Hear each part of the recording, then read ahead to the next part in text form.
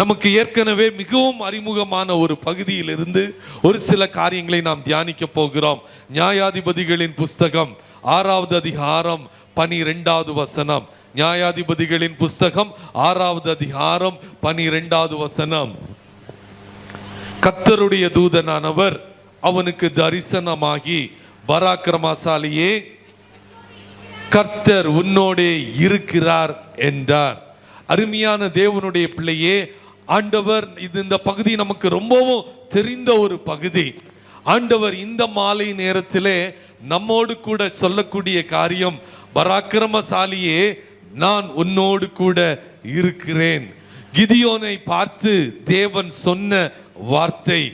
கிதியோன் எப்படிப்பட்ட மனிதனாக இருந்தான், எந்த சூழ்நிலையில இருந்தான் என்று சொல்லி பார்க்கும்போது, அவனுடைய வாழ்க்கையில பலவிதமான சோர்வின் அனுபவத்தோடு கூட வாழ்ந்த ஒரு சூழ்நிலை. கிதியோன் என்ற வார்த்தைக்கு சக்தி வாய்ந்த ஒரு மனிதன், வெட்டுகிறவன், போர் வீரன் என்று சொல்லி பல அர்த்தங்கள் உண்டு. ஆனால் அவனுடைய பெயருக்கும் அவனுடைய வாழ்க்கைக்கும் எந்த விதமான ஒற்றுமையும் இல்லாதபடிக்கு இருந்தது. நம்முடைய வாழ்க்கையில கூட பார்க்கும்போது பலருடைய பெயருக்கும் அவர்களுடைய குணத்திற்கும் அவருடைய வாழ்விற்கும் எந்த விதமான ஒற்றுமையும் இல்லாமல் இருக்கும். பெற்றோர் ஒரு சந்தோஷத்தோடு கூட ஒரு ஏக்கத்தோடு கூட அருமையான பிள்ளைகளுக்கு பெயர்களை சூட்டுவார்கள். ஆனால் அவருடைய வாழ்க்கைக்கும் அதற்கும் சம்பந்தம் இல்லாதபடிக்கு இருக்கும். அதே வண்ணமாக தான் கிதியோனுடைய வாழ்க்கையும் அப்படிப்பட்டதாக இருந்தது. நியாயாதிபதிகள் 6வது அதிகாரம் 1வது வசனத்திலே நாம் வாசிக்கும் போது அந்த காலகட்டம் எப்படி இருந்தது என்று சொல்லி பார்த்தீங்கன்னா, பின்னும் இஸ்ரவேல் புத்திரர் கர்த்தரின் பார்வைக்கு பொல்லாப்பானதை செய்தார்கள். அப்பொழுது கர்த்தர் அவர்களை 7 வருஷம் மீதியானியரின் கையில் ஒப்பு கொடுத்தார். அருமையான தேவனுடைய பிள்ளைகளே, இது ஒரு மிகுந்த சரித்திர பகுதியாக காணப்படுகிறது. இஸ்ரவேல் ஜனங்கள் தேவனுக்கு விரோதமாக பொல்லாப்பானதை செய்வார்கள். தேவன் அவர்களை எதிரிகளினுடைய கரத்திலே ஒப்பு கொடுப்பார். மறுபடியும் இஸ்ரவேல் ஜனங்கள் ஆண்டவரை பார்த்து கூக்குரல் இடுவார்கள், கதறுவார்கள். ஆண்டவரே, ஏன் எங்களை இப்படிப்பட்ட ஒரு வாழ்க்கையில அனுமதித்தீர்? ஏன் எங்களுக்கு இப்படிப்பட்ட இக்கட்டு? ஏன் எங்களுடைய வாழ்க்கையில இப்படிப்பட்ட நெருக்கம் என்று சொல்லி அவர்கள் தேவனை நோக்கி கூப்பிடும் போது ஆண்டவர் அவர்களுக்காக ஒரு இரட்சகனை அவர்களுக்கு அனுப்பி ஆண்டவர் அந்த சத்துருவனுடைய கரத்தில் இருந்து அவர்களை விடுவிப்பார். மறுபடியும் அவர்கள் கொஞ்ச நாளும் ஆண்டவருக்கு பிரியமானவர்களாக அவர்கள் வாழ்வார்கள். ஆனால் நாட்கள் செல்ல செல்ல ஆண்டவர் அவர்களுக்கு செய்த நன்மைகளை மறந்துவிட்டு மறுபடியுமாக தங்களுடைய பழைய வாழ்க்கைக்கு நேராக அவர்கள் கடந்து போவார்கள். அருமையான தேவனுடைய பிள்ளைகளே, இது ஒரு சைக்கிளிக் ப்ராசஸாக தொடர்ச்சியாக நடைமுறையாக இருந்த காரியமாக காணப்பட்டது. பிரச்சனை இல்லாத போது மனித உள்ளம் கொஞ்சம் கொஞ்சமாக தேவனை விட்டு தூரமாக போய்விடுகிறது. அருமையான தேவனுடைய பிள்ளையே, நம்முடைய வாழ்க்கையில கூட நாம் யோசித்து பார்ப்போமானால், பல ஆண்டுகளுக்கு முன்பதாக ஆண்டவர் ஒரு பயங்கரமான போராட்டத்தில் இருந்து, பிரச்சனையில் இருந்து ஆண்டவர் நம்மை ரட்சித்திருப்பார். ஆண்டவர் நமக்கு ஒரு பயங்கரமான விடுதலை கொடுத்திருப்பார். ஆண்டவர் நம்முடைய வாழ்க்கையில ஒரு மாற்றத்தை கொடுத்திருப்பார். அப்போ ஆண்டவரை ரொம்ப அதிகமாக தேடினோம், ஜெபித்தோம், ஆலயத்துக்கு போனோம், ஆராதனைகளிலே கலந்து கொண்டோம், ஊழியங்களிலே ஈடுபட்டோம் என்று சொல்லி எல்லாவற்றிலும் அனலாக இருந்தோம். ஆனால் நாட்கள் போக போக ஜெபம் குறைகிறது, ஆலயத்துக்கு கடந்து போவது குறைகிறது. அப்படி சின்ன சின்ன காரியங்களிலே ஆண்டவரை விட்டு தூரம் தூரமாக போகும்போது ஆண்டவர் மறுபடியுமாக சத்துருக்களுடைய கரத்திலே ஒப்பு கொடுக்கிறார். மறுபடியுமாக ஆண்டவரை தேடுகிறார்கள். இப்படியாக தான் நடைமுறையிலே இருந்து கொண்டு இருக்கிறது. அதுல நியாயாதிபதிகள் 6வது அதிகாரம் அதே 1வது வசனத்திலே நாம் வாசிக்கும் போது, கர்த்தர் அவர்களை 7 வருடம் யாருடைய கரத்தில் ஒப்பு கொடுத்தார் என்று சொல்லி பார்த்தோமானால், அவர் மீதியானியருடைய கரத்திலே ஒப்பு கொடுத்தார் என்று சொல்லி நாம் பார்க்க முடியும். யார் ஒப்பு கொடுத்தார்? சத்துருவுடைய கரத்திலே, நெருக்கத்திலே, போராட்டத்திலே, கஷ்டத்திலே யார் அவர்களை, இஸ்ரவேல் ஜனங்களை ஒப்பு கொடுத்தார் என்று சொல்லி பார்த்தா பிசாசு அல்ல, சத்துரு அல்ல, கர்த்தரே அந்த இஸ்ரவேல் ஜனங்களை சத்துருவுடைய கரத்திலே ஒப்பு கொடுத்தார். அடிமைகளாகும்படியாக ஒப்பு கொடுத்தார். அவருடைய வாழ்க்கை இக்கட்டு நிறைந்ததாக மாறும்படியாக ஒப்பு கொடுத்தார். ஏன்?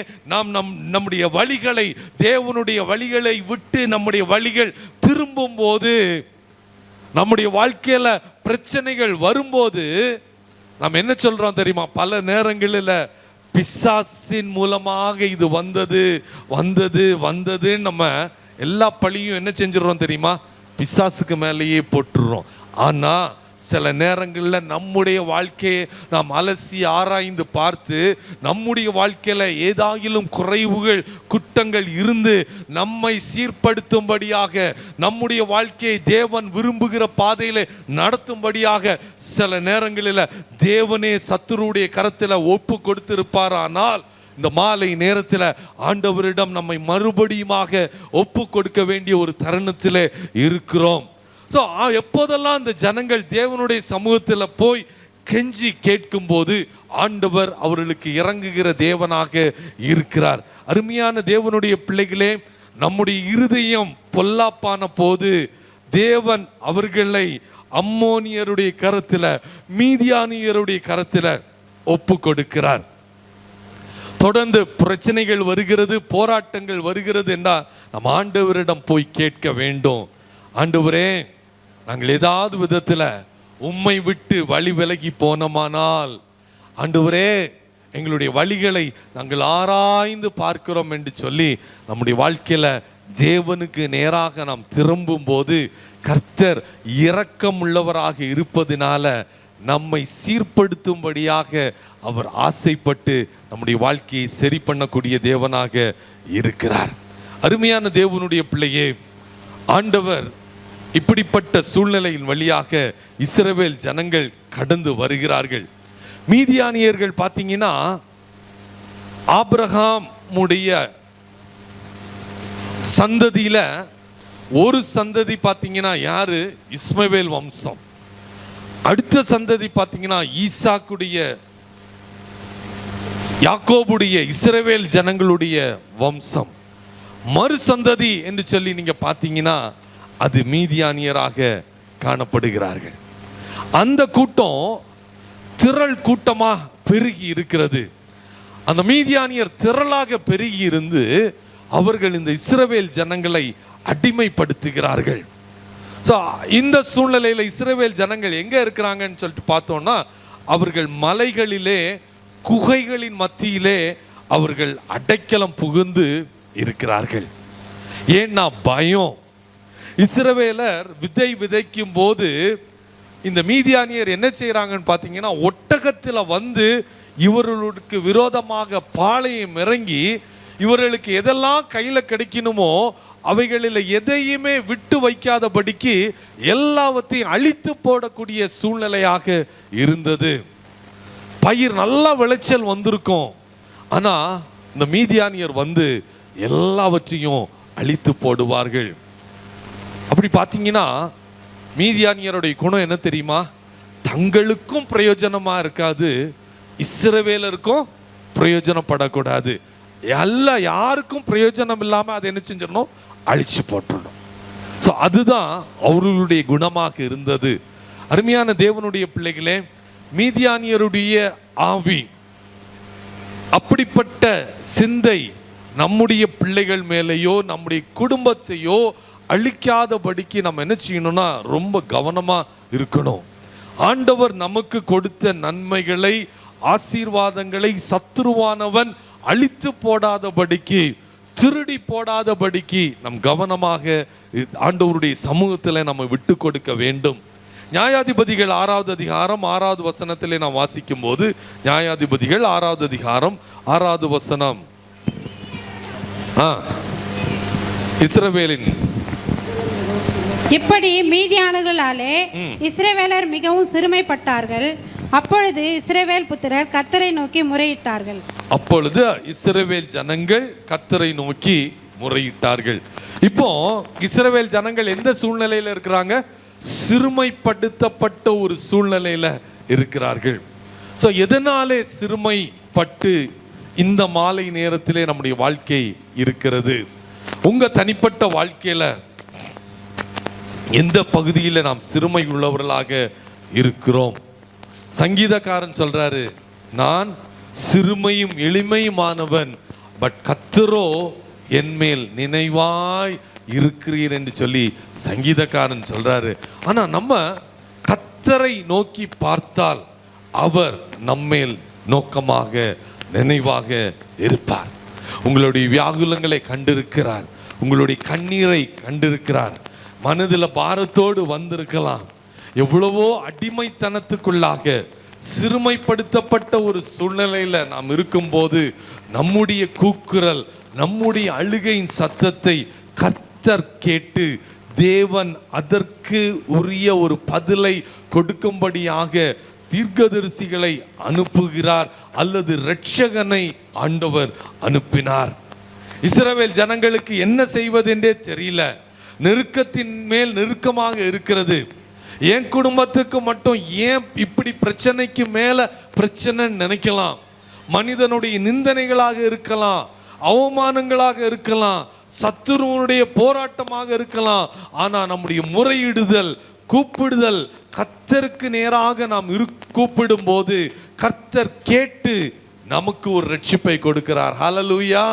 உண்மையான இருதயத்தோடு நீங்க ஆண்டவரை நோக்கி கூப்பிடும் போது, எந்த சிறையிருப்பின் அனுபவத்தில் நீங்க இருந்தாலும், சிறுமைப்படுத்தப்பட்ட அனுபவத்தில் இருந்தாலும், உண்மையான இருதயத்தோடு கூட ஏசப்பா என்று சொல்லி நீங்க கூப்பிட்டீங்கன்னா அவர் உங்களுடைய வாழ்க்கையில உங்க சிறையிருப்பை மாற்றுவதற்கு அவர் போதுமானவராக இருக்கிறார். முரட்டாட்ட இருதயம் உள்ள இஸ்ரவேல் ஜனங்களுடைய முறையிடுதலை கேட்ட தேவன் நம்முடைய வாழ்க்கையில ஆண்டவரே என்று சொல்லி அவர் நாடி தேடி வந்திருக்கிற நம்முடைய வாழ்க்கையில நீங்க உண்மையான இருதயத்தோடு கூட தேவனை நோக்கி கூப்பிட்டீங்கன்னா அவர் நிச்சயமாக நமக்கு பதில் கொடுக்கக்கூடிய தேவனாக இருக்கிறார்.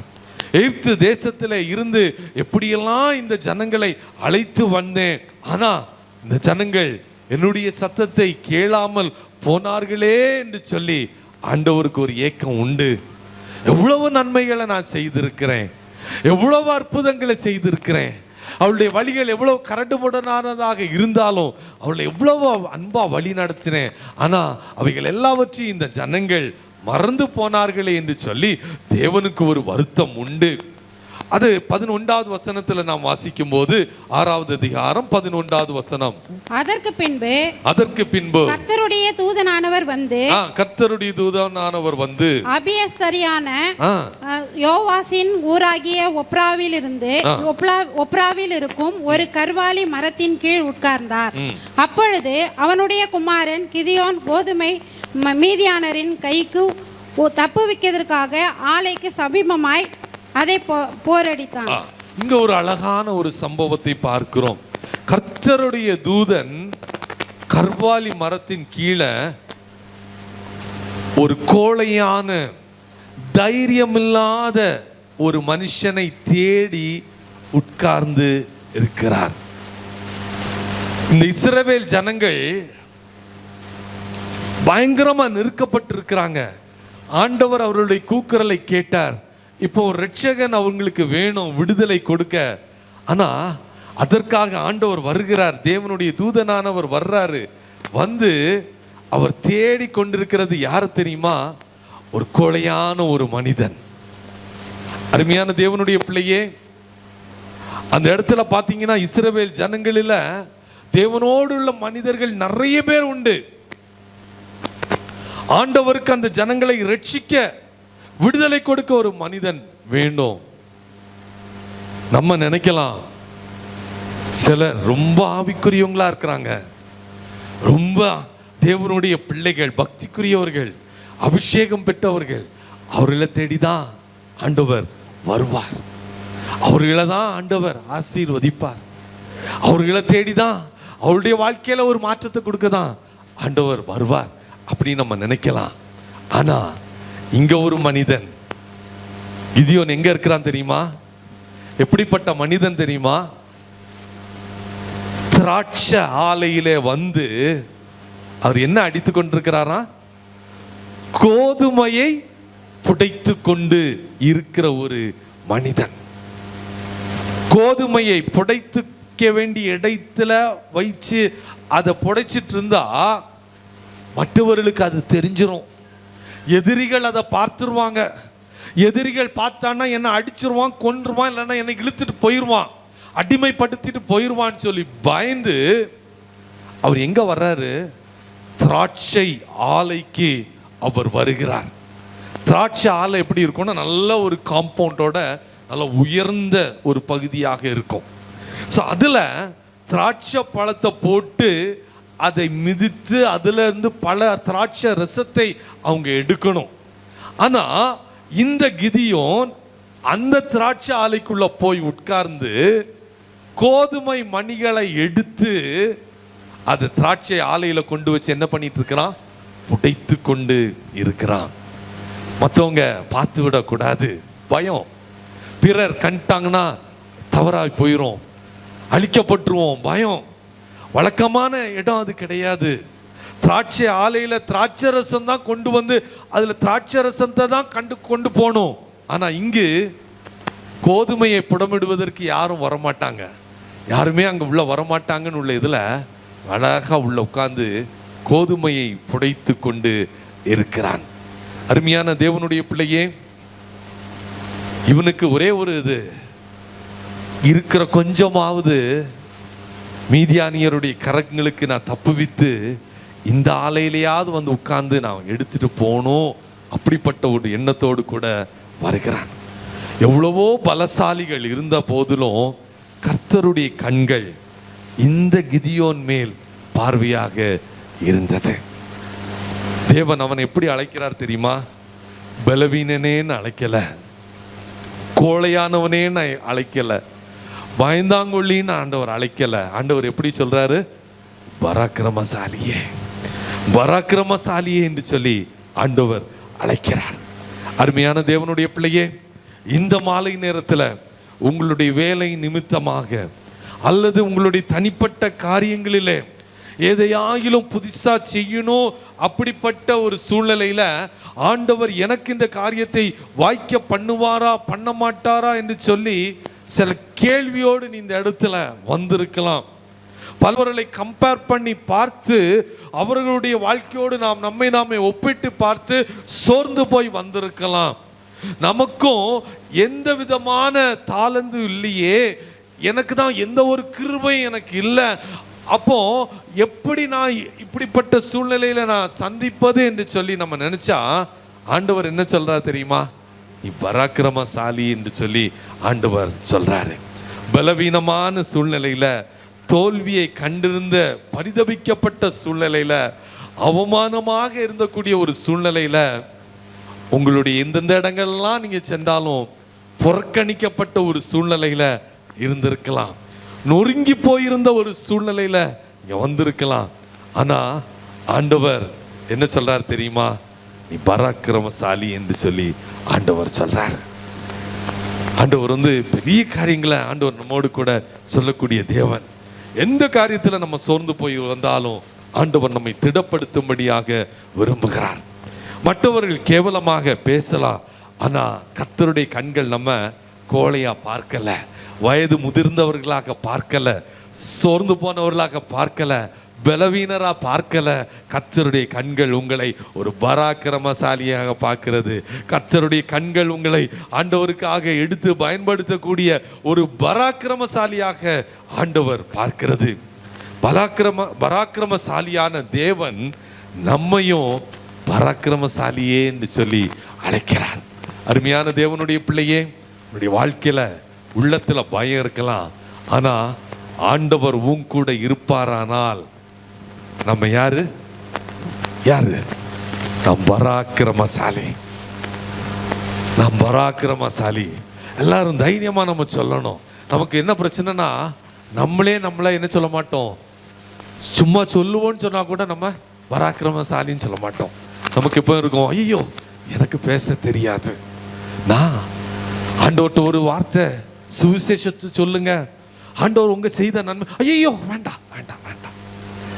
சிலர்கிட்ட போனீங்கன்னா அவங்க எவ்வளவுதான் இருந்தாலும் அவங்களுக்கு நல்ல தாளந்துகள் இருக்கும், கிருபைகள் இருக்கும். ஆனா என்ன செய்ய மாட்டாங்க? வர பயப்படுவாங்க. பயம். ஆண்டவர் என்ன தெரியுமா சொல்றாரு உங்களை பார்த்து? பராக்கிரமசாலியே, பராக்கிரமசாலியே என்று சொல்லி ஆண்டவர் சொல்றாரு. உங்களை கொண்டு ஆண்டவரால பெரிய காரியத்தை செய்ய முடியும்.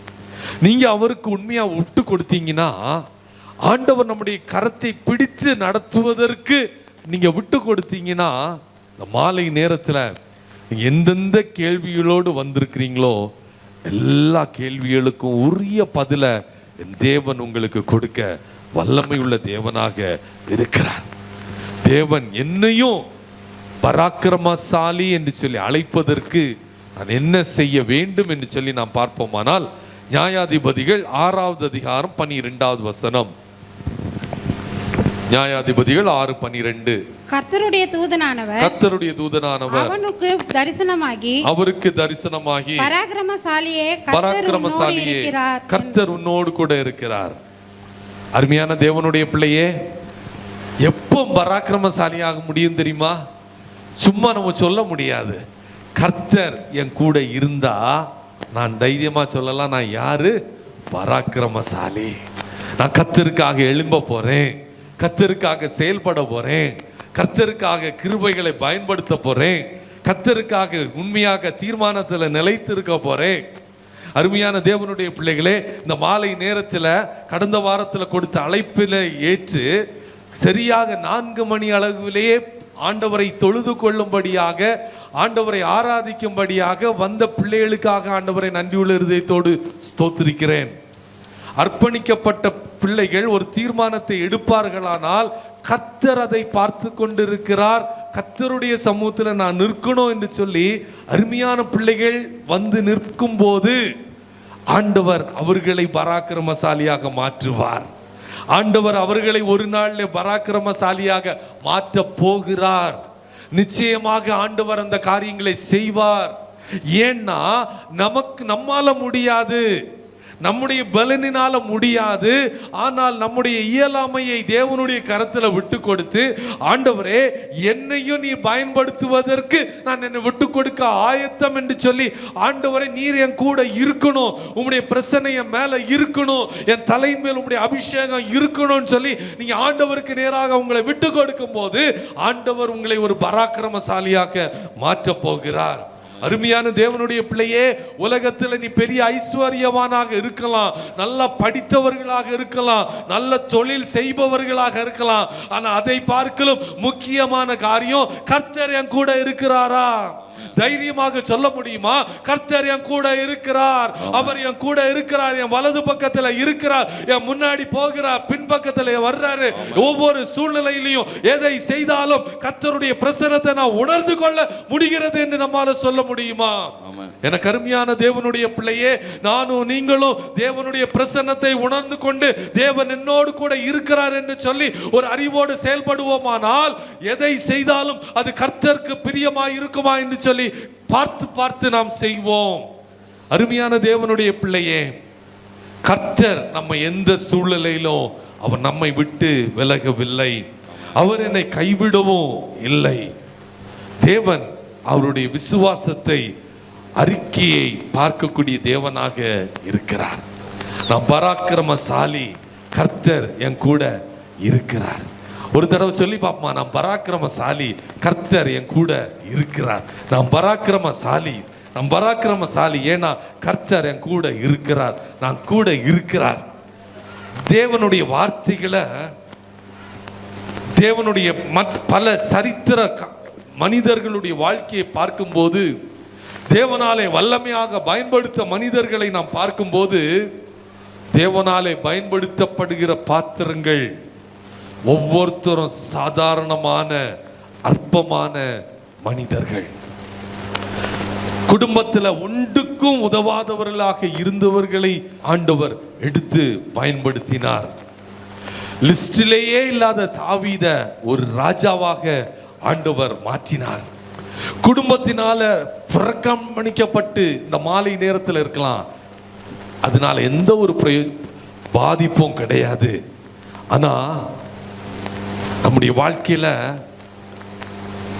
நான் யார் என்பதை அறிந்திருக்கிறது ஆண்டவர் மாத்திரம்தான். நமக்கு ஒரு அறிவு வேணும். நான் யார்? நான் தேவனாலே தெரிந்து கொள்ளப்பட்ட ஒரு பாத்திரம். நமக்கு அந்த ஒரு அறிவு இருக்கா? நானும் நீங்களும் தேவனாலே தெரிந்து கொள்ளப்பட்ட பாத்திரம். தேவன் என்னோடு கூட இருக்கிறார், அதனால நாம் பராக்கிரமசாலி. ஹல்லேலூயா. நான் தேவனாலே தெரிந்து கொள்ளப்பட்ட பாத்திரம், தெரிந்தெடுக்கப்பட்ட பாத்திரம். தேவன் என் கூட இருக்கிறார், அதனால நாம் பராக்கிரமசாலி. இல்லாதவைகளை இருக்கிறவைகளாக மாற்றுகிற தேவன், பைத்தியக்காரர்களை, கல்லாதவர்களை, பலனற்றவர்களை தேவன் தமக்காக தெரிந்தெடுத்திருக்கிறார். மாலை நேரத்தில் அருமையான தேவனுடைய பிள்ளையே, நிறைய பேர் சூழ்நிலைகளை கருத்தில் கொண்டு தேவனுடைய சமூகத்தில் என்ன மாலை நேரத்தில் விடுபட்டிருக்கலாம். ஆனா இந்த இடத்துல ஒரு சிலரா நம்ம இந்த இடத்துல இருந்தாலும் கர்த்தர் உங்களை குறித்து ஒரு பெரிய திட்டத்தை வைத்திருக்கிறார். உங்களை குறித்து ஒரு மேன்மையான திட்டத்தை வைத்திருக்கிறார். அருமையான தேவனுடைய பிள்ளையே, அமெரிக்க தேசத்தில் ஒரு அருமையான ஒரு குடும்பம் இருந்தது. அந்த குடும்பத்தில் பார்த்தீங்கன்னா வியாபாரத்தின் சூழ்நிலையினால நாட்கள் போக போக அவங்களுடைய வீட்டில் கொஞ்சம் கொஞ்சமாக வறுமைகள் வர ஆரம்பித்தது. வீட்டில் ஒன்றும் இல்லை, வறுமை. தகப்பனும் மகனும் தான் இருந்தார்கள். நாட்கள் போய்கொண்டிருந்தது. கொஞ்சம் கொஞ்சமாக பணத்துக்காக ஒவ்வொரு காரியங்களை விற்பார்களாம். ஒரு நாள் வீட்டில் எதுவுமே இல்லை. அப்போ அந்த தகப்பனார் தன்னுடைய மகனை அழைத்து, மகனே, வீட்டில் எல்லா இடமும் பார்க்கும்போது ஒரு பகுதியில் ஒரு வயலின் இருந்ததாம், பழைய வயலின். அந்த வயலின்ல பார்த்தீங்கன்னா 4 ஸ்ட்ரிங் இருக்கணும். ஆனால் அந்த இடத்துல எவ்வளோதான் இருந்துச்சுன்னா 3 ஸ்ட்ரிங் தான் இருந்தது. ஒரு ஸ்ட்ரிங் உடஞ்சி போயிருந்து, அருந்து போயிருந்தது. அந்த ஸ்ட்ரிங்கை மாற்றுவதற்கு கூட அவர்களால் முடியல. மேலே இருந்த வயலினை எடுத்து கீழே எடுத்துட்டு வந்தாங்க. அப்பா அதை தொடச்சிட்டு சொன்னாராம், அந்த பகுதியில் ஒரு இடத்துல ஏலம் போடுவாங்களாம். அப்போ அந்த இடத்துல உள்ள ஏலம் போடும்போது அந்த இடத்துல உள்ள ஒரு ரூல் என்னன்னு பார்த்தீங்கன்னா, எந்த பொருள் ஏலம் போட்டாலும் ஒரு 50 பேர் அந்த ஏலத்துக்கு வந்திருந்தாங்கன்னா, முதலாவது ஆள் ஏலம் போட்டாலும் சரி, கடைசி பொருள் ஏலம் எடுக்கப்படும் வரைக்கும் என்ன செய்யணும்? எல்லாருமே இருக்கணும். யாரும் என்ன செய்யக்கூடாது? கலைஞ்சு போகக்கூடாது. அப்போ இந்த தகப்பன் அந்த மகன்கிட்ட சொன்னாரா, மகனே, நீ எங்கன்னா போற? அந்த ஏலம் கொடுக்கக்கூடிய இடத்துல போய் இந்த வயலினை ஏலத்துக்கு கொடுத்துரு அப்படின்னு சொன்னாராம். அந்த இடத்துல பார்த்தீங்கன்னா இந்த மனிதன் மகன் போகும்போது போய் அந்த இடத்துல கொடுத்தான். எல்லாரும் விலை உயர்ந்த பொருட்களை கொண்டு ஏலத்துக்கு கொடுக்குறாங்க. இங்கே ஒரு வயலின் இருக்கு, 4 ஸ்ட்ரிங் இருக்கக்கூடிய இடத்துல 3 ஸ்ட்ரிங்ஸோட இருக்கு. யாருமே வாங்குவார்ல. எல்லா பொருளும் ஏலம் போய் விட்டது. இப்போ கடைசியா இந்த வயலினை எடுக்கிறாங்க. எடுத்துட்டு வயலின் முதல்ல அவர் கேட்குறாரு. அவங்க அந்த டாலர்ல கேட்கும்போ $50 கேட்குறாங்க. யாருமே இல்லை. சரி, யாரும் எடுக்கிறதுக்கு இல்லை. $10 வர்றாங்க, யாரும் எடுக்கிறதுக்கு இல்லை. $1 வர்றாங்க. அப்போ ஒருத்தர் அந்த இடத்துக்கு வந்தார். கடந்து என்ன செஞ்சார்னா, அந்த வயலினை எடுத்து அழகா தொடச்சிட்டு அந்த வயலினை எடுத்து ஒரு பாடலை பாட ஆரம்பித்தார். அந்த பாடல், அழகான பாடலை பாட அந்த இடத்துல இருந்த மக்கள் எல்லாரும் சந்தோஷத்தோடு கூட என்ன செய்ய ஆரம்பித்தாங்களாம்? கரங்களை தட்டி உற்சாகப்படுத்த ஆரம்பித்தார்கள். அப்போ மறுபடியுமா அந்த ஏலம் போட்டவர் கேட்டாராம், $10 கேட்டா ஒன்னும் இல்ல, $50. அடுத்த ஆளு $100, $200, அப்படி இப்படி போயிட்டு கடைசியில $3300 அந்த வயலின் ஏலம் போனதான். அந்த வயலினுடைய உண்மையான மதிப்பு $400 மட்டும்தான். ஆனா ஏலத்தில் அதற்குரிய மதிப்பு $3300 கிடைத்தது. எதனால அது அவ்வளவு மேன்மை உள்ளதாக மாறினது? அது யாருடைய கரத்தில் கொண்டு சேர்க்கப்படுகிறதோ அவருடைய கரத்தில், சரியான நபருடைய கரத்தில் அந்த பொருள் கொண்டு சேர்க்கப்பட்ட போது மற்றவர்களுக்கு அதனுடைய பயன் தெரிய ஆரம்பித்தது. அருமையான தேவனுடைய பிள்ளையே, அந்த மனிதன் தான் அந்த வயலினுடைய சொந்தக்காரன். அவனுக்கு அதை எப்படி வாசிக்கணும்னு அந்த தகப்பனுக்கு தெரியும். அவன் அழகா வாசித்த போது அதனுடைய மதிப்பு கூடினது. அருமையான தேவனுடைய பிள்ளையே, இசை உண்டாக்க தெரிந்த, நேர்த்தியாக வாசிக்க தெரிந்த போது அதனுடைய மதிப்பு என்ன ஆயிடுச்சு? எங்கேயோ இருந்தது, எங்கேயோ போச்சு. அதே போல அருமையான சகோதரனே, அருமையான சகோதரியே, உன்னுடைய வாழ்க்கையில மற்றவர்கள் உன்னை கண்டுக்கலாம இருக்கலாம். உன்னுடைய வாழ்க்கையில 4 ஸ்ட்ரிங்க்கு பதிலா 3 ஸ்ட்ரிங் தான். சில காரியங்கள் இல்லை உன்கிட்ட, சில நல்ல தாளந்துகள் உன்கிட்ட இல்லை, சில கிருபைகள் உனக்கு இல்லை. ஆனாலும் ஆண்டவர் உனக்கு கொடுத்த ஒரு தாளந்தாவது உன்கிட்ட இருக்குமே. ஆண்டவர் உன்னை நம்பி உனக்கு கொடுத்த சில பொக்கிஷங்கள் உனக்கு இருக்குமே. ஆண்டவர் உன்னை உருவாக்கின தேவனுக்கு உன்னை எப்படி பயன்படுத்த முடியும் என்பது அவர் அறிந்த தேவனாக இருக்கிறார். அவர் செயல்படுகிற தேவனாக இருக்கிறார். எனக்கு அருமையான தேவனுடைய பிள்ளைகளே, நம்மை அறிந்த தேவன் அவர். அவர் என்னையும் உங்களையும் அவருடைய கரத்தில் எடுத்து பயன்படுத்தும்படியாக விரும்புகிறார். கருமையான தேவனுடைய பிள்ளையே, நம்முடைய வாழ்க்கையில நாம் யாருடைய கரத்தில் இருக்கும்படியாக விரும்புகிறோம்? சாதாரணமாக இருந்தோன்னா நமக்கு எந்த விதமான மதிப்பு கூட்டுதலும் இல்லை, மேன்மையும் இல்லை.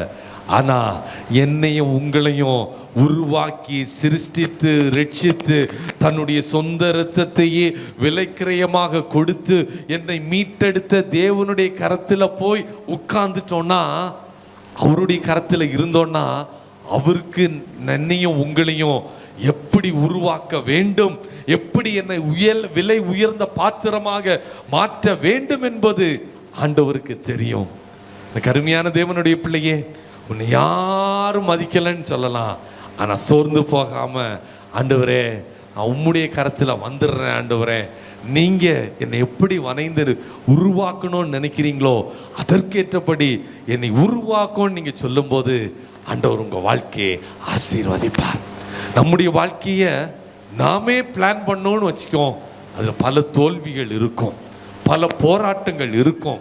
ஆனால் தேவன் எனக்கு வாழ்க்கையை குறித்தும் உங்கள் வாழ்க்கையை குறித்தும் சில பிளான் வைத்திருப்பார்னா, அதற்கேற்ற வண்ணமாக என்னையும் உங்களையும் விட்டு கொடுக்கும் போது ஒரு பெரிய ஆசீர்வாதத்தை நாம் பெற்றுக்கொள்ள முடியும். இந்த கிதியோன் பயந்து போய் ஒளிந்து போய் திராட்சை ஆலையில போய் போரடித்து கொண்டிருக்கிற கிதியோனை பார்த்து ஆண்டவர் பராக்கிரமசாலியேன்னு சொல்லிட்டு அழைக்கிறார். பயந்திருந்த ஒரு மனுஷன் ஆண்டவர் பார்க்கும்போது பராக்கிரமசாலியே என்று சொல்றாரு. அருமையான தேவனுடைய பிள்ளையே, உலகத்துடைய பார்வை வித்தியாசம், ஆண்டவர் உன்னை குறித்து வைத்திருக்கிற பார்வை வித்தியாசமாக காணப்படுகிறது. உன் வாழ்க்கை குறித்து ஆண்டவருடைய நோக்கம், ஆண்டவருடைய திட்டம் வித்தியாசமானதாக இருக்கிறது. பல உள்ளங்கள் வெளியில பார்க்கும்போது பராக்கிரமசாலியை போல நம்ம காண்பித்து கொள்ளுகிறோம். ஆனா உள்ளத்திலேயோ பலவிதமான கலக்கங்கள், பலவிதமான நெருக்கங்கள். ஆனா ஆண்டவர் சொல்றாரு, நான் உன் கூட இருக்கிறபடினால நீ சோர்ந்து போக வேண்டாம், நீ பராக்கிரமசாலி, நீ பராக்கிரமசாலி. ஆண்டவர் உங்களை என்னையும் யுத்தத்தில் வல்லமை உள்ளவராக மாற்றுகிறார்கள். எபிரேயர் 11வது அதிகாரம் 32வது வசனம் 33வது வசனத்தில் பார்க்கும்போது விசுவாசிகளினுடைய பட்டியலிலே கிதியோனியுடைய பெயரை ஆண்டவர் கொண்டு வருகிறார். வாசிக்கலாமா?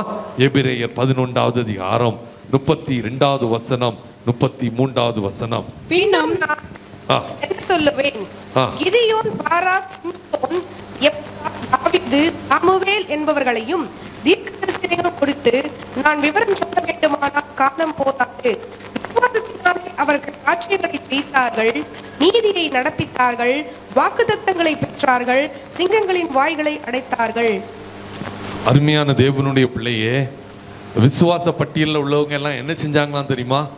யுத்தத்தில் வல்லவர்களாக மாறினார்கள், பலவீனத்திலே பலன் கொண்டார்கள். எல்லாம் எப்படி?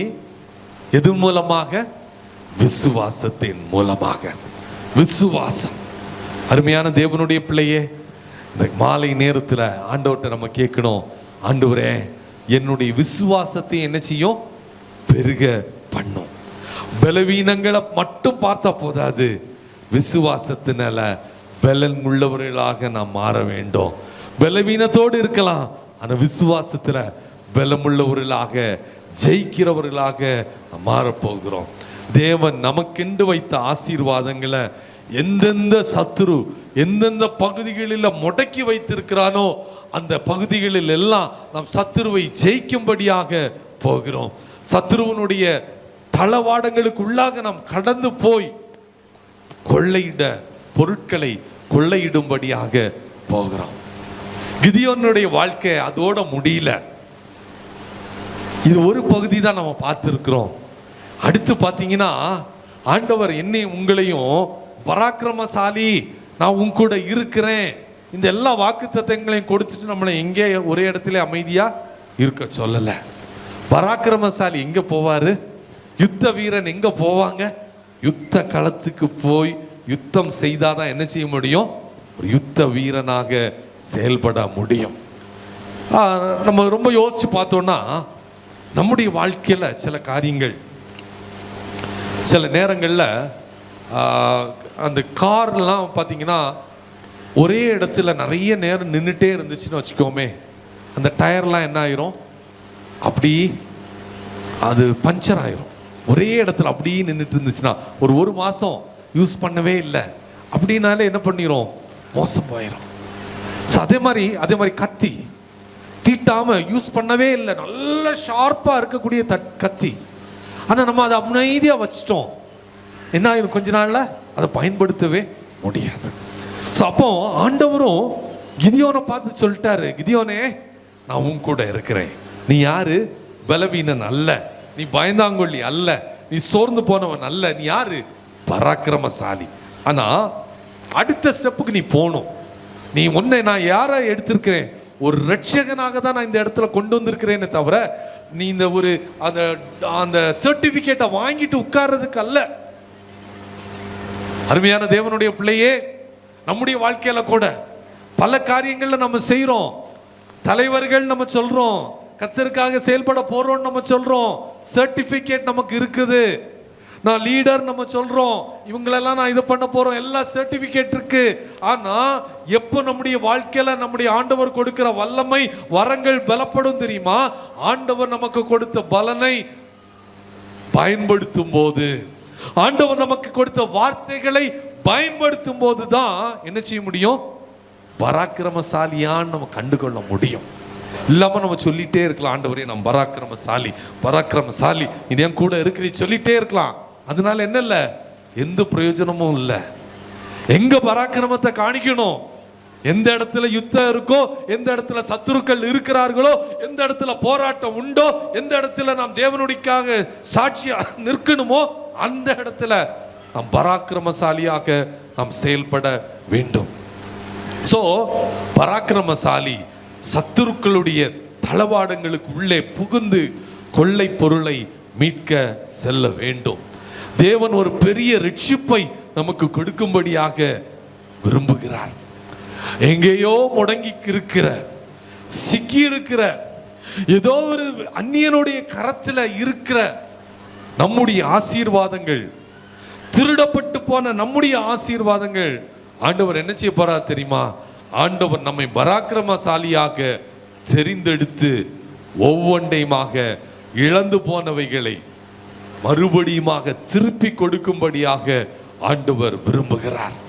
எல்லாவற்றையும் விடுவிக்கும்படியாக எந்தெந்த காரியங்கள் எல்லாம் இழந்து போனோமோ அவைகளை திருப்பிக் கொள்ள தேவன் நமக்கு ஒரு புதிய பலனை கட்டளையிடுவாராக. அருமையான தேவனுடைய பிள்ளையே, எபிரேயர்ல பார்த்தது போல பலவீனத்திலே பலன் கொண்டார்கள். எனக்குள்ள பராக்கிரமசாலியாக நம்ம இருக்கிறோம்னா அந்த ஆண்டவருடைய கரம் என் மேல இருக்கணும். பராக்கிரமசாலியாக நான் தேவனுடைய பிரசன்னத்தோடு வல்லமையோடு போய் நான் போராட்டங்களை சந்தித்து அதை ஜெயிக்கணும். வியாதியாக இருக்கலாம், சத்துருனுடைய திட்டங்களாக இருக்கலாம், குடும்பத்தில் உள்ள போராட்டங்களாக இருக்கலாம், எதிர் வல்லமைகளாக இருக்கலாம்.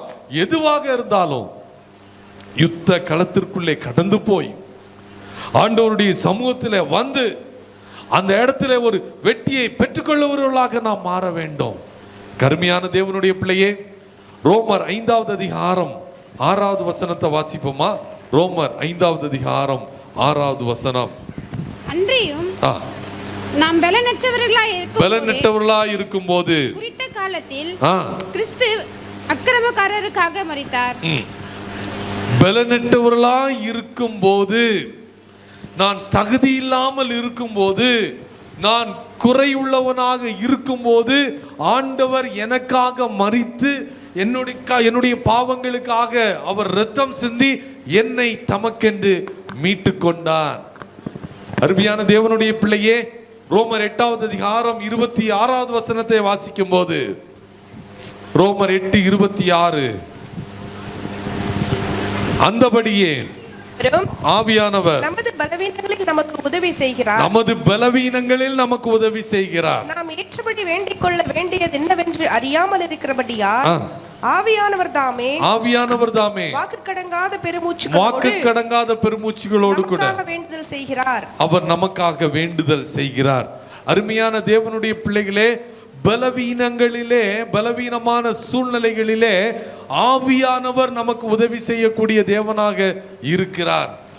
நாம் நம்ப வேண்டும், நாம் விசுவாசிக்க வேண்டும்.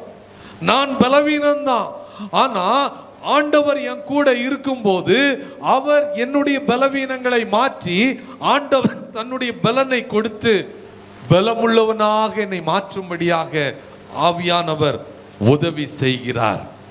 அருமையான தேவனுடைய பிள்ளையே, டேவிட் பிரைனார்ட் என்று சொல்லி ஒரு தேவனுடைய மனிதன், ஆண்டவருக்காக தேசங்களை அசைத்த ஒரு மனிதன், ஒரு ஜெப வீரன். ஆனா அவருடைய வாழ்க்கை பார்த்தீங்கன்னா ரொம்ப பலவீனமான ஒரு மனிதனாக இருந்தார். ஆனா ஆண்டவர் அவரை அசாதாரணமான மனிதராக, ஒரு பெரிய ஜெப வீரனாக ஆண்டவர் மாற்றினார். சாதாரணமானவர்களை தேவன் தெரிந்து கொள்ளுகிறார். சாதாரணமான நம்மை தேவன் அசாதாரணமானவர்களாக மாற்றும்படியாக விரும்புகிறார். பல நேரங்களில் பல காரியங்களை எதிர்பார்த்து தோற்று போய் வந்திருக்கிற நம்மை ஆண்டவர் அசாதாரணமான காரியங்களை சுதந்திரித்துக் கொள்ளக்கூடியவர்களாக மாற்றும்படியாக விரும்புகிறார். தீமோத்தேயுடைய வாழ்க்கையை பார்த்தீங்கன்னா, தீமோத்தேயு ரொம்ப பயந்த சுபாவம் உள்ள ஒரு மனிதன்.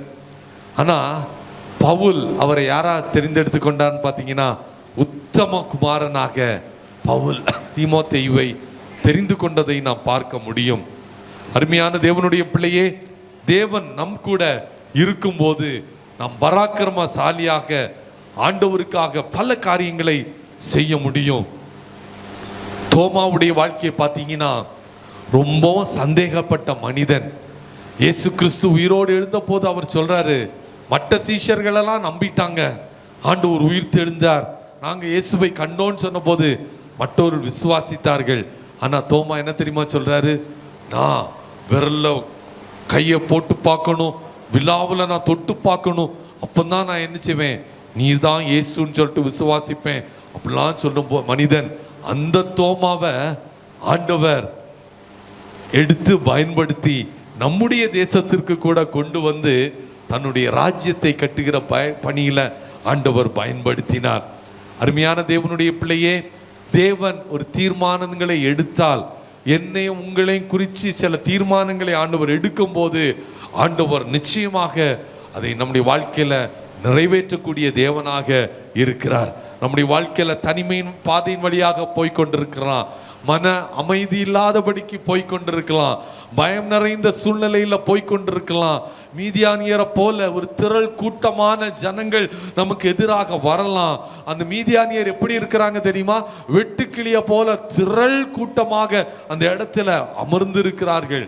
அதனால இந்த இஸ்ரவேல் ஜனங்கள் குகைகளில போய் பயந்து போய் தங்கி இருக்கிறார்கள். அப்படிப்பட்ட சூழ்நிலையில தேவன் அந்த இஸ்ரவேல் ஜனங்களுக்கு எப்படி ஒரு விடுதலையை கொடுத்தாரோ அதே தேவன் நம்முடைய வாழ்க்கையில கூட, நம்முடைய சூழ்நிலைகள்ல கூட தேவனுடைய வல்லமை வெளிப்படும், தேவனுடைய மகிமையும் நாம் கண்டு கொள்ள முடியும். ஆனா அதற்கு ஒரே ஒரு காரியம், ஆண்டவர் என் கூட இருக்கணும், தேவனுடைய பிரசனம் என் கூட இருக்கணும், ஆண்டவர் விரும்புகிற பாத்திரமா நான் மாற என்னை விட்டு கொடுக்கணும், ஆண்டவரை நான் விசுவாசிக்கணும். நான் யுத்த களத்துக்கு போகும்போது தான் ஆண்டவர் என்னை எடுத்து பயன்படுத்த முடியும். அருமையான தேவனுடைய பிள்ளையே, உன்னுடைய அங்கலாய்ப்புகள் எல்லாவற்றையும் விட்டுவிட்டு, உன்னுடைய முறையீடுகள், உன்னுடைய கூக்குரல், இது எல்லாவற்றையும் விட்டுவிட்டு ஆண்டவரை நோக்கி பார். ஆண்டவர் தம்மை நோக்கி கூப்பிடுகிற ஒவ்வொருத்தருக்கும் பதில் கொடுக்கக்கூடிய தேவனாக இருக்கிறார். இந்த மாலை நேரத்தில் நீங்க தேவனை நோக்கி உண்மையான இருதயத்தோடு கூப்பிட்டீங்கன்னா அவர் உங்களுக்கு பதில் கொடுப்பார். நம்முடைய கண்கள் ஒத்தாசை வருகிற பர்வதத்துக்கு நேராக நம்முடைய கண்கள் திருப்பப்படும் போது, ஆண்டவரை நோக்கி பார்க்கும் போது, ஒத்தாசை தரக்கூடிய பர்வதம், அந்த பர்வதத்திலிருந்து எனக்கும் உங்களுக்கும் ஒத்தாசை வரும். தேவன் நம்முடைய ஜெபங்களுக்கு பதில் கொடுப்பார். நம்முடைய கூக்குரலின் சத்தங்களுக்கு ஆண்டவர் பதில் கொடுப்பார்.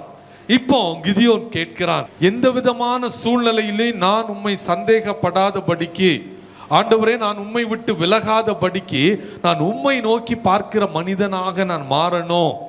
மனிதனை அல்ல, மனிதனுடைய வாழ்க்கையை பார்த்து அல்ல, நம்முடைய கண்கள் கர்த்தரையே நோக்கி இருப்பதாக இருக்க வேண்டும்.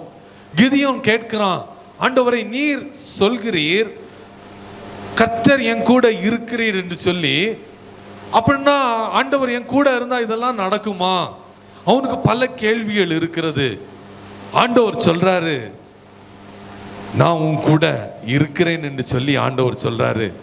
பட் ஆனா இவனுக்கு ஒரு கேள்வி, ஆண்டவரே நீர் சொல்றீங்க உண்மைதான், என்ன ரட்சகனாக மாற்றிட்டீங்க, ஒரு விடுதலை கொடுக்க போறேன், பயன்படுத்த போறீங்க, எல்லாம் கரெக்டு, நீர் என் கூட இருக்கிறதுனால நான் பராக்கிரமசாலி, கரெக்டு. பட் ஆனா ஏன் என் வாழ்க்கையில இப்படி நடந்து கொண்டே இருக்கிறது? ஏன் இஸ்ரவேல் ஜனங்களுக்கு இப்படிப்பட்ட காரியங்கள் நடக்கிறது? பல கேள்விகள் அவனுடைய வாழ்க்கையில இருக்கிறது. அருமையான தேவனுடைய பிள்ளையே, நம்முடைய வாழ்க்கையில கூட இப்படிப்பட்ட சில கேள்விகள் இருக்கும். கர்த்தர் என் கூட இருந்தார்னா ஏன் என் வாழ்க்கையில இப்படிப்பட்ட காரியங்கள் நடக்கணும்? கர்த்தர் என் கூட இருக்கும்போது என்னுடைய வாழ்க்கையில ஏன் இப்படி சத்துருக்கள் வர்றாங்க? எகிப்தில் பல அற்புதங்கள் செய்த தேவன், அதை கண்ட பிதாக்கள், அதை கண்ட இஸ்ரவேல் ஜனங்கள், அதெல்லாம் இப்ப ஏன் நடக்கலன்னு சொல்லி பெரிய கேள்வி. ஏன் மீதியானியருடைய கருத்துல ஆண்டவர் நீர் ஒப்பு கொடுத்தீர்னு ஒரு கேள்வி. கருமையான தேவனுடைய பிள்ளையே, உங்க வாழ்க்கையில கூட இப்படிப்பட்ட கேள்விகள் வருதா? பல நாட்களுக்கு முன்னாடி பெற்றோருக்கு வாழ்க்கையில இப்படிலாம் அற்புதம் ஆண்டவர் செய்தார், ஆனா இப்பவும் நான் அதே சூழ்நிலையில தான் கடந்து போகிறேன். ஆண்டவர் என் ஜெபத்துக்கு இன்னும் பதில் கொடுக்கல, ஏன் பதில் கொடுக்கல? அப்படி சில கேள்வியோடு நம்ம இருக்கிறோமா? பல நேரங்களில் நமக்கு இப்படிப்பட்ட கேள்விகள் வரும். ஆனா ஆண்டவர் என்ன சொல்றாரு தெரியுமா? கிதியோனை பார்த்து, கிதியோனே நீ கேட்கக்கூடிய கேள்வி எல்லாம் சரிதான், ஆனா இப்போ அதெல்லாம் மறந்துட்டு நான் உனக்கு கொடுக்கிற பலத்தோடு நீ வா. நியாயாதிபதிகள் 6வது அதிகாரம் 14வது வசனம். இப்பொழுது கர்த்தர் அவனை நோக்கி பார்த்து, உனக்கு இருக்கிற அந்த பலத்தோடு போ, நீ இஸ்ரவேலை மீதியானரின் கைக்கு நீங்களாக்கி ரட்சிப்பாய், உன்னை அனுப்புகிறவர்கள் நான் அல்லவா என்றார். ஆண்டவர் சொல்றாரு, கிதியோனே நீ என்ன செய்யற? உனக்கு இருக்கிற பலத்தோடு நீ போ, உன்னை அனுப்புகிறது யாரு? நான், மற்றவர்கள் அல்ல, நான் தான் உன்னை அனுப்புகிறேன். அருமையான தேவனுடைய பிள்ளையே, ஆண்டவருக்கு முன்பதாக நானும் நீங்களை என்ன செய்ய முடியாது? ஒளித்து கொண்டு இருக்க முடியாது. ஒரு நாள் ஆண்டவர் என்ன செய்வார்னா நம்மளை வெளியே கொண்டு வருவார். வெளியே கொண்டு வந்து ஆண்டவர் நம்மை கொண்டு சில காரியங்களை செய்வார். உன்னுடைய வாழ்க்கையில கூட பல காரியங்களை செய்தோம், பல விதமான தோல்வியின் பாதையில வந்திருக்கலாம். ஆனா உன்னை கொண்டு ஒரு ரட்சிப்பை உன்னுடைய ஜனத்திற்கு, உன்னுடைய குடும்பத்திற்கு, உன்னுடைய நண்பர்களுக்கு, உன்னோடு கூட வேலை பார்க்கிறவர்களுக்கு, உன்னோடு கூட படிக்கிறவர்களுக்கு கொடுக்கும்படியாக ஆண்டவர் உன்னை தெரிந்தெடுத்திருக்கிறார். அதற்கு ஆண்டவர் உனக்கு கொடுத்திருக்கிற பலத்தோடு நீ போ, உன்னை அனுப்புகிறவர் நான் அல்லவா என்று சொல்லி ஆண்டவர் சொல்லுகிறார். அருமையான தேவனுடைய பிள்ளையே, ஆண்டவருடைய அழைப்பின் சத்தத்தை கேட்கும் போது ஆண்டவருடைய சத்தத்திற்கு நம்முடைய செவிகளை திறந்து கொடுக்கிறவர்களாக இருக்க வேண்டும். ஆண்டவர் நம்மோடு கூட பேசிக்கொண்டே இருக்கிறார். பல நேரங்களில் நம்முடைய பலவீனங்களை சொல்லி கொண்டிருப்பதனால எந்த விதமான பிரயோஜனமும் இல்லை. ஆண்டவர் இன்று உங்களை மறுபடியுமாக தூக்கி எடுத்து ஆண்டவர் சொல்றாரு, உன்னை ஒரு தனிப்பட்ட ஆளுக்கு விடுதலை கொடுக்கும்படியாக கொண்டு வரல, பெரிய கூட்டத்திற்கே நன்மை கொண்டு வரும்படியாக உன்னை தெரிந்தெடுத்திருக்கிறேன், உன்னை மாற்றி இருக்கிறேன். அருமையான தேவனுடைய பிள்ளையே, ஆண்டவர் உன்னுடைய வாழ்க்கையில அப்படிப்பட்ட காரியங்களோடு கூப்பிடும் போது கிதியோன் என்ன சொல்றான் தெரியுமா? ஆண்டவரே, நான் எம்மாத்திரம், என்னுடைய கோத்திரம் எம்மாத்திரம், என்னுடைய தகப்பன் வீட்டில் நான் எவ்வளவு சிறியவன். மறுபடியுமாக பயந்து கொண்டே இருக்கிறான். பயப்படுகிற ஒரு கிதியோனாக இருந்தான். அதுல நியாயாதிபதிகள் 6வது அதிகாரம் 22வது வசனம் 23வது வசனம். அப்பொழுது கிதியோன் அவர் கர்த்தருடைய தூதன் என்று கண்டு, ஐயோ கர்த்தரான ஆண்டவரே, நான் கர்த்தருடைய தூதனை முகமுகமாய் கண்டேனே என்றான். அதற்கு கர்த்தர், உனக்கு சமாதானம், பயப்படாதே, நீ சாவதில்லை என்று சொன்னார். இந்த இடத்துல பாத்தீங்கன்னா கிதியோன் யாரை பார்க்கிறான்? கர்த்தரையே பார்க்கிறான். கிதியோனுக்கு பயம், அவனுடைய வாழ்க்கையில பலவீனம், அவன் வாழ்க்கையில சந்தேகம் எல்லாம் இருந்தது. ஆனா ஆண்டவர் சொல்றாரு, உன்னை அனுப்புகிறது நான். அருமையான தேவனுடைய பிள்ளையே, உங்க வாழ்க்கையில கூட பயத்தின் பாதையில இருக்கலாம், சந்தேகத்தின் பாதையில இருக்கலாம், பலவீனத்தின் பாதையில இருக்கலாம். ஆண்டவர் சொல்றாரு, பயப்படாத, உனக்கு சமாதானம். மீதியானியர் என்ன செய்யறாங்க? வெட்டுக்கிளிகளை போல திரள் கூட்டமாக இருக்கிறாங்க. நிறைய அவன் ஆண்டவர்கிட்ட டெஸ்ட் எல்லாம் வைக்கிறான். கடைசியா என்ன பண்ணியாச்சு? யுத்த களத்துக்கு பராக்கிரமசாலியா கடந்து வந்துட்டான். நிறைய டெஸ்ட், ரொம்ப கோலை, போகவே இல்லை. ஆண்டவர்கிட்ட எவ்வளவு டெஸ்ட் வைக்கிறான். ஆண்டவரும் என்ன செய்யறாரு? அவனுக்கு எல்லா விதங்களிலும் பதில் கொடுக்கிறார். இப்போ இனி என்ன பண்ண முடியாது, ஆண்டவருடைய கரத்திலிருந்து தப்பவே முடியாதுன்னு சொல்லிட்டு அவன் போறான். யுத்த களத்துக்கு போலான்னு சொல்லிட்டு போகிறான். இப்போ மீதியாரியுடைய கூட்டத்துக்கு எதிராக இவன் ஒரு கூட்டத்தை ஏற்படுத்திட்டு போறாங்க. போகும்போது பார்த்தீங்கன்னா அவனோடு கூட 32,000 ஜனங்கள் யுத்தத்துக்கு போவதுக்கு ரெடியா இருக்கிறாங்க. ஸோ நமக்கு என்ன தோணும்? ஓ பரவாயில்ல, எனக்கும் ஒரு நல்ல ஸ்ட்ரென்த் இருக்கு அப்படின்னு சொல்லிட்டு நினைச்சிடக்கூடாதுன்னு சொல்லிட்டு ஆண்டவர் இப்போ கிதியோனுக்கு மறுபடியும் ஒரு டெஸ்ட் வைக்கிறாரு. என்ன சொல்றாரு தெரியுமா? கிதியோனே, ஒரு நாள் நீ என்ன சொல்லக்கூடாது, என்னுடைய சொந்த பலத்தினால நான் அந்த எதிரியை ஜெயித்துட்டேன், சத்துருவை ஜெயித்து ஒரு விடுதலையை கொடுத்துட்டேன், ஒரு நன்மையை நான் பெற்றுட்டேன்னு சொல்லக்கூடாது. ஸோ உனக்கு இவ்வளோ கூட்டம்லாம் அவசியம் இல்லை. நீ என்ன பண்ணா போதும், பயமா இருக்கிறவங்க, திகில் நிறைஞ்சவங்க, இவங்களை எல்லாரும் என்ன செஞ்சிரு, அனுப்பிடு. அவன் அப்படி சொன்ன உடனே பார்த்தீங்கன்னா கிட்டத்தட்ட 22,000 பேர் என்னாச்சு, போயிட்டாங்க. 22,000 பேர் பாருங்களேன். இப்போ எவ்வளவு பேர் தான் இருக்கிறாங்க? கிதியோனோட 10,000 பேர் தான் இருக்கிறாங்க. அருமையான தேவனுடைய பிள்ளையே, நம்முடைய வாழ்க்கையில கூட சில நேரங்களில் சூழ்நிலைகள் வரும்போ பயம்னு வந்துச்சுன்னா யாரும் என்ன செய்ய மாட்டாங்க, கூட நிற்க மாட்டாங்க. அவ்வளோ நேரம் அவ்வளோ பயங்கரமாக பேசிட்டு இருப்பாங்க. திடீர்னு பார்த்து நம்ம பின்னாடி திரும்பி பார்த்தோம்னா யாரும் இருக்க மாட்டாங்க, நம்ம மட்டும் இருக்கிற மாதிரி ஆயிரும். ஐயோ, நம்ம கூட 5 பேர் இருந்தாங்களேன்னு பார்த்தோன்னா காணவே முடியாது. ஸோ அதே மாதிரி தான் கிதியோன் கூட என்ன வாங்க போலான்னு சொல்லிட்டு வந்தவங்க இப்போ அவன் சொன்னா பயப்படுறவங்க வேணா நீங்க போயிருங்கன்னு சொன்னதான் ஒரு ஆல்ட்டு கால் கொடுத்ததா உண்டு. 75% வெளியே போயிடுச்சு. ஸோ இப்போ 10,000 பேர் ஆண்டவர் பார்க்குறாரு. 10,000 பேர் இருந்தா கூட தங்களுடைய சொந்த பலத்தினால, தங்களுடைய சொந்த முயற்சியினால நம்ம ஜெயித்துருவோமோ, ஜெயித்துட்டோன்னு சொல்லி இவங்க நினைக்க கூடாது என்று சொல்லி ஆண்டவர் மறுபடியும் ஒரு சின்ன டெஸ்ட் பண்றாரு. 10,000 பேர் கூட வேண்டாம், நீ என்ன செய், தண்ணீர் கிட்ட கொண்டு போய் அவங்கள தண்ணியை குடிக்க சொல்லு. அப்போ கொஞ்சம் பேர் என்ன பண்றாங்க தெரியுமா, அழகா முழங்கால் படிக்கிட்டு சுகமா கம்ஃபர்டபுளா அப்படி போய் தண்ணி அப்படியே குடிக்கிறாங்க. அடுத்து கொஞ்சம் பேர் என்ன பண்றாங்க தெரியுமா, அவசரமா அங்க நின்றுட்டு அந்த நாய் நக்கி குடிப்பது போல பட்ட பட்ட பட்ட பட்டன்னு குடிக்கங்க. ஏன்னா அவங்க போறது எங்க, ஏதோ கல்யாண வீட்டுக்கு போகல, யுத்த களத்துக்கு போய் கொண்டிருக்கிறாங்க. இங்க போய் முழங்கால் போட்டு அப்படி ரொம்ப ருசிச்சு குடிக்கக்கூடிய நேரம் அங்க அந்த நேரம் இல்லை. அப்ப ஆண்டவர் சொல்றாரு, முழங்கால் போட்டு சாவதானமா குடிச்சவங்க எல்லாம் என்ன பண்ணிரு, அனுப்பிடு. பாத்தீங்கன்னா 10,000 பேர் போச்சு.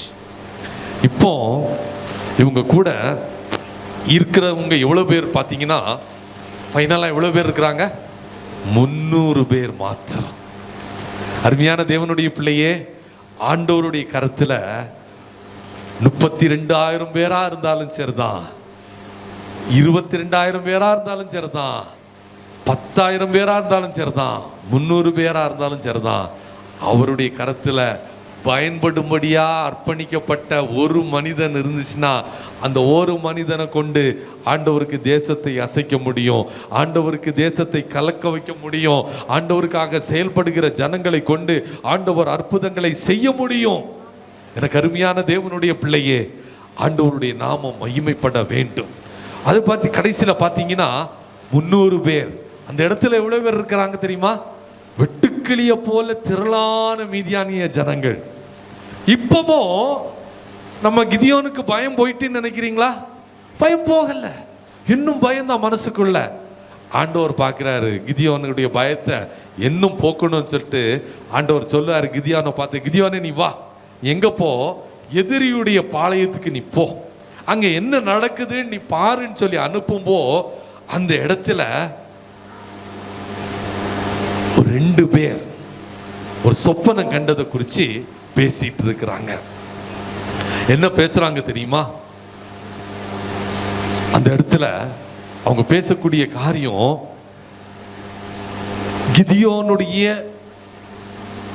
ஜனக்கூட்டங்கள், இஸ்ரவேல் ஜனங்களுடைய சேனைகள் அந்த இடத்துல உள்ள அவங்களுக்கு இவ்வளவு பேர் வர்றாங்க, அதெல்லாம் தெரியாது. அவங்க சொல்றது, கிதியோன் ஒரு பெரிய மனிதன், ஒரு பெரிய கடவுளை அவனுக்கு மேல ஒரு பெரிய கிருபை வச்சு அப்படிப்பட்ட ஒரு மனிதனை இந்த நம்மளை எதிர்த்து வர்றான் அப்படின்னு சொல்லிட்டு 2 பேரு ஒரு சொப்பனம் கண்டதை பேசிட்டு இருக்கிறாங்க. அருமையான தேவனுடைய பிள்ளையே, தேவன் உன்னை அனுப்புகிற இடத்துல கடந்து செல்லும் போது, சேனைகளுக்குள்ள நம்ம கடந்து செல்லும் போது அந்த இடத்துல ஆண்டவர் உன்னை எடுத்து பயன்படுத்த வல்லமை உள்ள தேவனாக இருக்கிறார். பல நேரங்களில் உங்ககிட்ட இருக்கக்கூடிய கிருபை, உங்ககிட்ட இருக்கக்கூடிய வல்லமை நமக்கு தெரியாம இருக்கலாம். ஆனா நம்முடைய சத்துருக்கள் அதை அறிந்து வைத்திருக்கிறவர்களாக இருக்கிறார்கள்.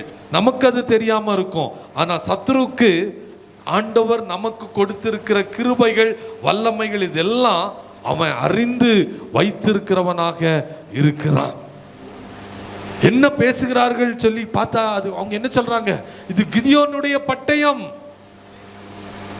அருமையான தேவனுடைய பிள்ளையே, நம்முடைய முழங்கால், நம்முடைய இரவு ஜெபம், நம்முடைய அதிகாலை ஜெபம், நம்முடைய விசுவாசம், இப்படிப்பட்ட ஒவ்வொரு கிரியையும் சத்துருவானவன் அறிந்து வைத்திருக்கிறான். சத்துரு பயந்து போய் இருக்கிறான். கர்த்தர் மீதியானியரை இஸ்ரவேலுடைய கையில ஒப்பு கொடுப்பேன்னு சொன்னா ஆண்டவர் ஒப்பு கொடுத்தார். அவருடைய வார்த்தையில் அவர் என்ன செய்யல, மாறி போகவே இல்லை. ஆண்டவர் சொன்னதை சொன்னபடியே அவர் செய்து நிறைவேற்றின தேவனாக இருந்தார். அருமையான தேவனுடைய பிள்ளையே, ஆண்டவர் சொன்ன காரியங்கள் என்ன தெரியுமா, ஆண்டவர் நம்முடைய வாழ்க்கையில கூட உங்களுக்கு ஆண்டவர் கொடுத்திருக்கிற தாளந்துகள், ஆண்டவர் உங்களுக்கு என்னெல்லாம் நன்மைகளை கொடுத்தாரோ அந்த நன்மைகள், இவைகள் எல்லாவற்றையும் சத்துரு அறிந்து வைத்திருக்கிறார். நம்ம செய்ய வேண்டியது என்ன தெரியுமா? சத்துருவுடைய பாளையத்திற்கு நாம் கடந்து போக வேண்டும். அதுதான் நம்ம செய்வதே கிடையாது. ஆண்டவரை நன்றியோடு துதிக்கிறேன். கடந்த 2 வாரங்கள் நம்முடைய அருமையான வாலிப பிள்ளைகள், பெண்கள் எல்லாம் சேர்ந்து கிராமங்களில் போய் சந்தோஷத்தோடு கூட ஊழியங்களை செய்யும் போது நீங்க என்ன செய்யணும் தெரியுமா? ஆண்டவருடைய வார்த்தையை பயன்படுத்தணும். ஆண்டவர் என்ன சொல்றாரோ அதை பேசணும், ஜெபிக்கணும், விசுவாசத்தோடு ஜெபிக்கணும். ஆண்டவர் உங்க வாழ்க்கையில் இருந்து வல்லமை புறப்பட்டு போக பண்ணுவார், அற்புதங்களை கடந்து வர பண்ணுவார். அருமையான தேவனுடைய பிள்ளையே, ஒன்றுக்கும் தகுதி இல்லாதவர்களாக இருப்போம். ஆனா நம்ம அறியாமலே அற்புதங்கள் நடந்து கொண்டு இருக்கும். ஒரு மாதத்திற்கு முன்பதாக எங்களுடைய உறவினர் ஒருவர் சிஎம்சி மருத்துவமனையில் அனுமதிக்கப்பட்டிருந்தாங்க. எங்களுக்கு ரொம்ப தெரிந்த நபர்ல, ஆண்டவரை அறியாத புறஜாதி மதத்தை சேர்ந்த ஒரு குடும்பம். அவர்கள் இந்த இடத்துல கீமோ எடுத்துக்கொண்டு இருந்தார்கள். அப்போ அவர்களை சந்திக்கும்படியாக போயிருந்தேன். முதலாவது ஒரு நாள் போயிட்டு ஜோம் பண்ணிட்டு அங்கே போயிருந்தனால என்னுடைய அத்தை அந்த இடத்துக்கு போயிருந்தாங்க. அப்போ அங்கே போகும்போது ஜெபம் பண்ண சொன்னாங்க, ஜெபம் பண்ணிட்டு வந்துட்டேன். பட் நான் ஜெபித்துட்டு வரும்போது ஆண்டவர் அவருடைய வாழ்க்கையில் சில நன்மைகளை கொடுத்தார். பலவீனத்தோடு இருந்திருக்கிறாங்க, வேற சில சரீரத்தில் பலவீனத்தோடு இருந்திருக்கிறாங்க. ஆண்டவர் பலனை கொடுத்தார். மறுபடியுமாக அவர்கள் கூப்பிட்டாங்க. திரும்பவுமாக என்னுடைய வேற ஒரு சம்பவத்திற்காக அந்த இடத்துக்கு போகும்போது கண்டிப்பாக வந்துட்டு போகணும்னு சொல்லிட்டு போகும்போது போனேன். மறுபடியுமாக போகும்போது ஜெபிக்கணும்னு சொல்லும்போது ஆண்டவருடைய வார்த்தைகளை சொல்லி கொடுத்தேன். கர்த்தர் நம்முடைய வாழ்க்கையில் சுகத்தை கொடுப்பது டெம்பரரியான சுகம் இல்லை. ஜெபித்தா அற்புதம் நடக்கணும்னா உங்கள் வாழ்க்கையில் கர்த்தருக்கு நீங்கள் முதலிடத்தை கொடுக்கணும். உங்கள் வாழ்க்கையில் என்னென்ன பாவங்கள் இருந்ததோ, சாபங்கள் இருந்ததோ, ஆண்டவர் விரும்பாத காரியங்கள் இருந்தவைகள் எல்லாம் நீங்கள் கொடுக்கணும். ஆண்டவருடைய கரத்தில் ஒட்டு கொடுத்து, ஏசப்பா என்னுடைய வாழ்க்கையில் நீங்கள் ஒரு அற்புதத்தை செய்வீங்கன்னா நான் என்னுடைய வாழ்க்கையை உங்களுக்கு ஒப்பு கொடுக்குறேன், இப்படி நீங்கள் ஜெபம் பண்ணுங்க, ஏசப்பாவை சொல்லுங்க, கூப்பிடுங்கன்னு சொல்லிட்டு நான் ஜெபிச்சுட்டு வந்தேன். அங்கே நடந்தது என்னன்னு பார்த்தீங்கன்னா, அவங்க மறுபடியுமா அந்த கீமோ ஒரு சீக்வன்ஸ் ஆஃப் டோசேஜ் அவங்க எடுக்கணும். முதல் 4 டோசேஜ் தான் எடுத்திருந்தாங்க. மறுபடியுமாக அவங்க ஆஸ்பத்திரிக்கு போகும்போது அந்த இடத்துல அந்த டாக்டர்ஸ் சொன்னாங்களாம், இனிமேல் அவங்களுக்கு கீமோ எடுக்க வேண்டிய அவசியம் இல்லை, கர்த்தர் அவர்களுக்கு சுகத்தை கொடுத்து கொண்டு இருக்கிறார், இன்னும் நீங்கள் தொடர்ந்து சின்ன மெடிசின்ஸ் மட்டும் எடுத்தா போதும் என்று சொல்லி ஆண்டவர் அவர்களுக்கு சொன்ன போது அவங்களுக்கு ரொம்ப சந்தோஷம். உடனடியாக ஃபோன் பண்ணுறாங்க. எப்படி சொல்கிறாங்க, கத்தை இப்படி பிரதர் நீங்கள் ஜெபிச்சுட்டு போனீங்க, கத்தை எங்களுக்கு கீமோ கொடுக்க வேண்டாம்னு சொல்லிட்டாங்க. நான் சொன்னேன், ரொம்ப சந்தோஷம், ஆனால் நீங்கள் என்ன செய்யணும், கர்த்தரை நீங்கள் விட்டுட்டீங்கன்னா, அற்புத சுகத்தை ஆண்டவர் கொடுத்தாருன்னா, ஆண்டவருக்கு நீங்கள் முக்கியத்துவம் கொடுத்தீங்கன்னா அவர் எந்த விதமான தீமையும் அணுகாதபடிக்கு பரிபூர்ணமான சுகத்தை கொடுக்க வல்லமை உள்ளவராக இருக்கிறார். அருமையான தேவனுடைய பிள்ளையை நான் எதற்கு சொல்றேன்னா, உங்க வாழ்க்கையில நம்ம தெரியல, நமக்கு ஒண்ணுமே கிடையாது, எல்லாரும் சாதாரணமானவர்கள், அற்பமானவர்கள், எதுக்கும் பிரயோஜனம் இல்லாத தூழ்ச்சியானவர்கள். ஆனா நீங்க ஆண்டவருடைய பலத்தோடு கூட தேவையுள்ள ஜனங்களை சந்திப்பதற்காக கடந்து போகும்போது கிதியோனை போல கர்த்தர் என்னோடு கூட இருக்கிறார், நான் பராக்கிரமசாலி என்று சொல்லி கிராமங்களுக்கு, குடும்பங்களுக்கு நடுவில் நீங்க கடந்து போகும்போது ஆண்டவர் உங்களுடைய வாழ்க்கையில உங்களை கொண்டு பலத்த சாட்சிகளை எழுப்பும்படியாக ஆண்டவர் விரும்புகிறார். எவ்வளவு பேர் நீங்க விரும்புறீங்களோ கர்த்தருக்கு நேராக உங்களை விட்டு கொடுக்கும் போது, ஏன் நீங்க ஒரு கிதியோனாக இருக்கக்கூடாது? ஏன் ஆண்டவர் உங்களை எடுத்து பயன்படுத்த முடியாது? ஆண்டவர் ஏன் உங்களை கொண்டு பெரிய காரியங்களை செய்ய முடியாது? சாதாரணமானவர்களை கொண்டு அசாதாரணமான காரியங்களை செய்த தேவன் உங்களுடைய வாழ்க்கையில உங்களை கொண்டு பலருக்கு மாற்றங்களை கொடுக்கும்படியான நபராக ஆண்டவர் உங்களையும் மாற்ற முடியும். கருமையான தேவனுடைய பிள்ளைகளே, ஆண்டவர் அவர்களுக்கு எதை கொண்டு ஜெயத்தை கொடுத்தார் தெரியுமா?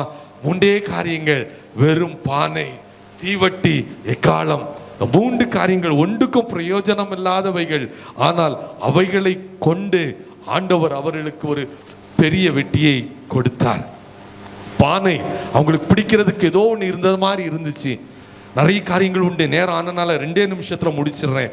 அவங்களுக்கு எவ்வளவோ காரியங்கள் ஆண்டவர் கொடுக்குறதுலாம். ஒரு யுத்தம் செய்ய போறதுக்கு அவங்களுக்கு ஆண்டவர் கொடுத்த காரியம் என்ன தெரியுமா? பானையை கொண்டு போ, தீவட்டியை கொண்டு போ, எக்காலத்தை கொண்டு போ. மற்றவர்கள் எல்லாருக்கும் அது விகாரமாக இருந்திருக்கும், என்னையா அது, எப்படி யுத்தம் செய்கிறதுன்னு. ஆனா ஆண்டவருக்கு தெரியும், விசுவாசத்தோடு கடந்து போனா ஜெயம் உண்டு. அதுலயும் பாத்தீங்கன்னா ஆண்டவர் என்ன விடல, என்ன பண்றாரு, கையில அழகா அந்த இதை பிடிச்சிட்டு போறாங்க, பானையை வச்சுட்டு கொண்டு போறாங்க. ஆண்டவர் என்ன சொல்றாரு, பானையை உட. அருமையான தேவனுடைய பிள்ளையே, உன்னுடைய வாழ்க்கையில கூட எவ்வளவோ ஆண்டவருக்காக செயல்படணும்னு நினைச்சு வந்த பிறகும், ஆண்டவருக்காக யுத்த களத்துக்கு கடந்து போன பிறகும், உன்னுடைய வாழ்க்கையில சுயத்தை பிடித்து கொண்டிருக்கிறாயா? உனக்கென்று சொல்லி சில பவுண்டரிஸை வைத்து கொண்டிருக்கிறோமா? ஆண்டவர் சொல்றாரு, அந்த பானை உடையணும். அந்த பானை உடையும் போதுதான் தீவட்டி பிரகாசிக்க முடியும், எக்காலம் ஊத முடியும். தேவனுடைய வார்த்தையை கொண்டு தீவட்டியாக தேவனுடைய வசனத்தை படித்து அது உங்களுடைய வாழ்க்கைக்கு பாதையை கொடுக்கும். எந்த பாதையில நடக்க வேண்டுமோ ஆண்டவர் நமக்கு அதற்குரிய பாதையை காண்பிக்கக்கூடிய தேவனாக இருக்கிறார்.